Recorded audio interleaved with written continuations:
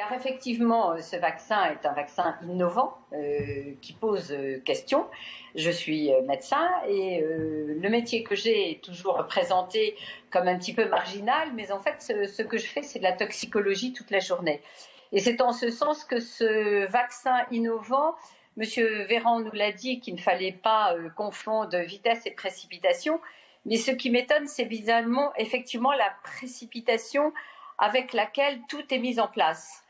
Je suis médecin, je suis donc scientifique et ce qui me tient à cœur, c'est vraiment de me tenir au plus près de la vérité et encore de certaines vérités, parce que la vérité est blanche aujourd'hui, mais elle sera autre demain.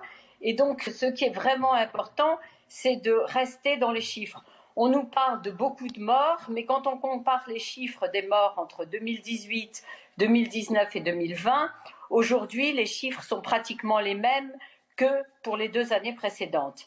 Donc, ça commence à me poser des questions. Et c'est en ce sens que je me dis que prendre des décisions comme ça, à l'arrache, parce que nous sommes en état de crise sanitaire, déclaré au niveau gouvernemental et au niveau européen et par l'OMS, puisqu'on a déclaré une pandémie, me fait me poser beaucoup de questions. Et d'autre part, ce vaccin qui n'est, on peut pas, on utilise ce terme de vaccin, mais c'est une thérapie, même pas, ça n'est pas une thérapie génique, puisque ça n'est pas quelque chose qui soigne, c'est de la prévention.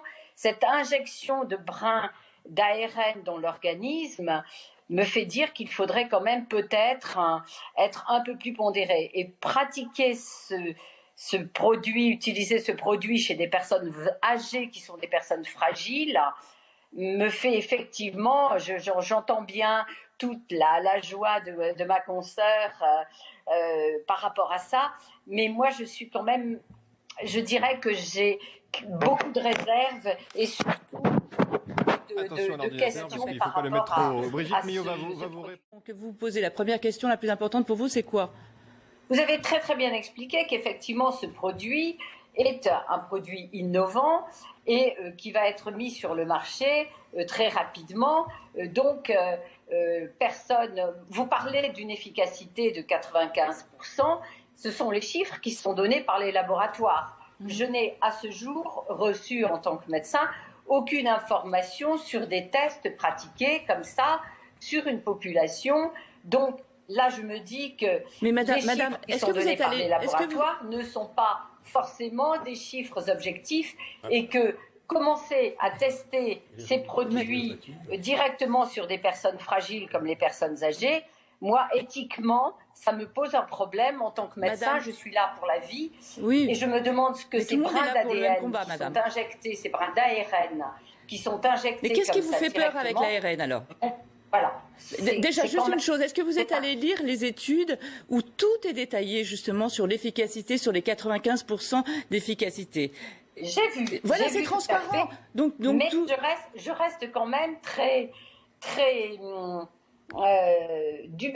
pas dubitative, parce que je ne doute jamais, et quand la médecine peut apporter quelque chose, la science peut apporter quelque chose de positif, mais je me dis que là, c'est quand même inquiétant. On sait très bien que chez les personnes âgées, l'immunité est excessivement affaiblie, et ça, compte tenu de leur âge.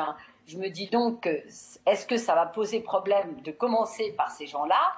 Ça, c'est ma première question. Deuxièmement, quand vous lisez, par exemple, la notice du produit de chez Moderna, il est bien précisé qu'il ne faut pas avoir de traitement autre en même temps que cette vaccination. Or, quelles sont les personnes âgées qui ne prennent pas de traitement en même temps qu'ils vont recevoir cette vaccination? Qu'est-ce qui vous fait peur avec l'ARN messager? L'ARN messager, c'est que nous injectons directement du matériel génétique. Oui. Voilà. Donc, ça me fait quand même vraiment beaucoup penser aux OGM. Alors, madame, juste une chose. L'ARN messager ne va pas dans le noyau. Voilà, madame, l'ARN messager ne va pas dans le noyau. Il va juste dans la cellule. Il ne va absolument pas pénétrer. Quelle va être la réponse? Quelle va être la réponse de la cellule, justement, vis-à-vis de cet ARN messager qui va rentrer au cœur du vivant et qui est censé induire une réponse que nous ne connaissons quand même pas actuellement. Madame, vous savez très bien que la thérapie génique a permis de bouleverser la vie de, par exemple, des bébés bulles, de millions de personnes qui avaient des maladies. Donc je ne comprends pas. En plus, vous pratiquez, je crois que vous êtes homéopathe. Quelque part, la vaccination, c'est un petit peu comme de l'homéopathie. On va injecter quelque chose à une toute petite dose pour après faire travailler le corps. Donc on est en plus quelque part intellectuellement un peu dans la même démarche. Donc je ne comprends pas votre frein. Sauf que moi, je ne travaille qu'à des doses qui sont vraiment tout à fait infinitésimales, voire même infinitésimales, alors que là, on est encore dans le pondéral et on est dans l'induction génique. On n'est pas dans une thérapie génique. Attention, on n'est pas du tout dans la même chose que ce qui est fait effectivement avec les bébés bulles et qui est une vraie progression. Là, on est dans quelque chose qui est totalement innovant et qui pose question. Et moi, je me dis que, comme dit M. Véran, il ne faut pas confondre vitesse et précipitation. Et commencer par des personnes âgées me fait poser des questions par rapport à ça, parce que les personnes âgées sont des personnes fragiles et qui répondent mal. Et je me dis, n'est-ce pas jouer avec le feu ?